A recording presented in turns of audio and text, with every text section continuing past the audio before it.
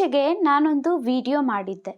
ಜಿಯೋದವರು ಇದೇ ಒಂದು ಜುಲೈ 3ನೇ ತಾರೀಕು 2025ರಿಂದ ರೀಚಾರ್ಜ್ ಬೆಲೆಗಳಲ್ಲಿ ಪ್ರೈಸನ್ನು ಜಾಸ್ತಿ ಮಾಡ್ತಾ ಇದ್ದಾರೆ. 70 ರೂಪಾಯಿಗಿಂತ ಜಾಸ್ತಿ ಮಾಡ್ತಾ ಇದ್ದಾರೆ ಅನ್ನೋದ್ರ ಬಗ್ಗೆ ಒಂದು ವಿಡಿಯೋನ ಮಾಡಿದ್ದೆ. ಆದರೆ ಅವರು ಕೊಡ್ತಿರುವಂತಹ ಕಾರಣದ ಬಗ್ಗೆ ಹೇಳಿರಲಿಲ್ಲ. ಮತ್ತು ಇದನ್ನು ನೋಡಿಕೊಂಡು ಏರ್ಟೆಲ್ ಅವರಾಗಿರ್ಬಹುದು, ವೊಡಾಫೋನ್ ಐಡಿಯಾ ಇವರು ಕೂಡ ರೀಚಾರ್ಜ್ ಬೆಲೆಗಳಲ್ಲಿ ದರಗಳನ್ನು ಜಾಸ್ತಿ ಮಾಡೋವಂಥದ್ದಂತೂ ಪಕ್ಕ ಅಂತಲೇ ಹೇಳ್ಬಹುದು.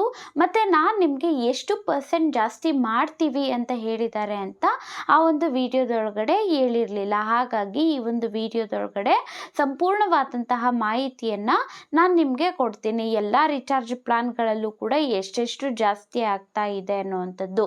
ಹಾಗಾಗಿ ವಿಡಿಯೋನ ಸಂಪೂರ್ಣವಾಗಿ ನೋಡಿ. ಹೊಸಬ್ರಾಗಿದ್ದೀರಾ ಅಂತ ಅಂದರೆ ಸಬ್ಸ್ಕ್ರೈಬ್ ಮಾಡಿಕೊಂಡು ಲೈಕ್ ಮಾಡಿ ಈ ಒಂದು ವಿಡಿಯೋನ ನೋಡಿ.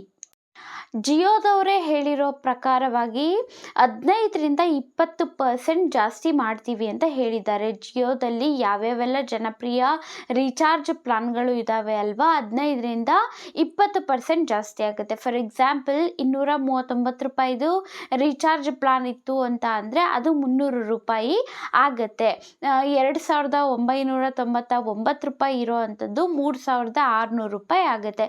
ಈ ರೀತಿಯಾಗಿ ತುಂಬಾ ಜಾಸ್ತಿ ಆಗುತ್ತೆ ಅಂತ ಹೇಳ್ಬೋದು. ಇದಕ್ಕೆಲ್ಲ ಅವರು ಕಾರಣ ಕೊಡ್ತಿರೋವಂಥದ್ದೇನು ಅಂದರೆ, ಭಾರತದಾದ್ಯಂತ ಇಂಟರ್ನೆಟ್ ಅವಶ್ಯಕತೆ ಇವಾಗ ತುಂಬಾ ಇದೆ. ಬಳಸ್ತಿರೋರ ಸಂಖ್ಯೆ ಕೂಡ ಜಾಸ್ತಿ ಆಗ್ತಾ ಇದೆ. ಹಾಗಾಗಿ 4G ಮತ್ತು 5G ಸೇವೆಗಳನ್ನು ಉತ್ತಮ ಗುಣಮಟ್ಟದಲ್ಲಿ ನಾವು ಕೊಡಬೇಕು. 4Gಯಿಂದ 5Gಗೆ ಅಪ್ಗ್ರೇಡ್ ಆಗಬೇಕು. ಹಳ್ಳಿಗಳಲ್ಲೂ ಕೂಡ ಟವರ್ ಇರಬೇಕು ಮತ್ತು ಇಂಟರ್ನೆಟ್ ಸ್ಪೀಡನ್ನು ಜಾಸ್ತಿ ಮಾಡಬೇಕು. ಇದಕ್ಕೆಲ್ಲ ಕೂಡ ಹೆಚ್ಚು ಹಣ ಅನ್ನೋವಂಥದ್ದು ಖರ್ಚಾಗುತ್ತೆ ಅಲ್ವಾ. ಹಾಗಾಗಿ ರೀಚಾರ್ಜ್ ಪ್ಲಾನ್ಗಳ ಬೆಲೆಗಳಲ್ಲಿ ನಾವು ಏರಿಕೆಯನ್ನು ಮಾಡ್ತಾ ಇದ್ದೀವಿ ಅಂತ ರಿಲಯನ್ಸ್ ಜಿಯೋದವರು ಕಾರಣವನ್ನು ಕೊಟ್ಟಿರುವಂಥದ್ದು.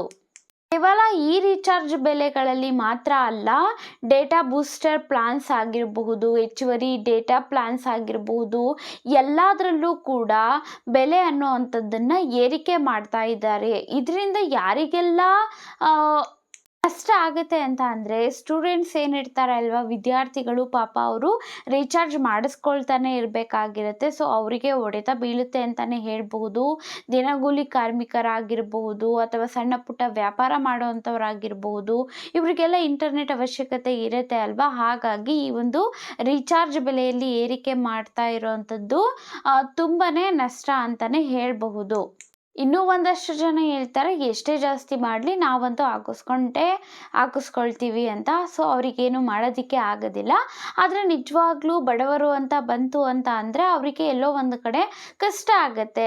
ಯಾಕೆ ಅಂತಂದರೆ ಇತ್ತೀಚೆಗೆ TRAI ಕೂಡ ಅನೌನ್ಸ್ ಮಾಡಿತ್ತು, ನೀವು ರೀಚಾರ್ಜ್ ಬೆಲೆಯಲ್ಲಿ ಕಡಿಮೆ ಮಾಡಬೇಕು ಅಂತ. ಆದರೂ ಕೂಡ ಇವಾಗ ಜಾಸ್ತಿ ಮಾಡ್ತಾ ಇರೋವಂಥದ್ದನ್ನು ನೋಡಿ ಏರ್ಟೆಲ್ ಅವರು ಕೂಡ ಪಕ್ಕಾ ಜಾಸ್ತಿ ಮಾಡ್ತಾರೆ, ವೊಡಾಫೋನ್ ಐಡಿಯಾದವರು ಕೂಡ ಜಾಸ್ತಿನೇ ಮಾಡ್ತಾರೆ ಅಂತ ಹೇಳ್ಬೋದು. ಹಾಗಾಗಿ ಜುಲೈ 3ನೇ ತಾರೀಕು 2025ರ ಒಳಗಡೆ ನೀವು ದೀರ್ಘಾವಧಿಯ ರೀಚಾರ್ಜ್ ಪ್ಲಾನ್ಗಳಲ್ಲಿ ರೀಚಾರ್ಜ್ ಮಾಡಿಸುವಂಥದ್ದು ಒಳ್ಳೆಯದು ಅಂತಲೇ ಹೇಳಬಹುದು. ಇದ್ರ ಬಗ್ಗೆ ನಿಮ್ಗೇನು ಅನಿಸುತ್ತೆ ಅನ್ನೋಂಥದ್ದನ್ನು ಕಮೆಂಟ್ ಮಾಡೋದನ್ನು ಮರಿಬೇಡಿ. ಲೈಕ್ ಮಾಡಿ, ಸಬ್ಸ್ಕ್ರೈಬ್ ಮಾಡ್ಕೊಳ್ಳಿ. Thank you for watching.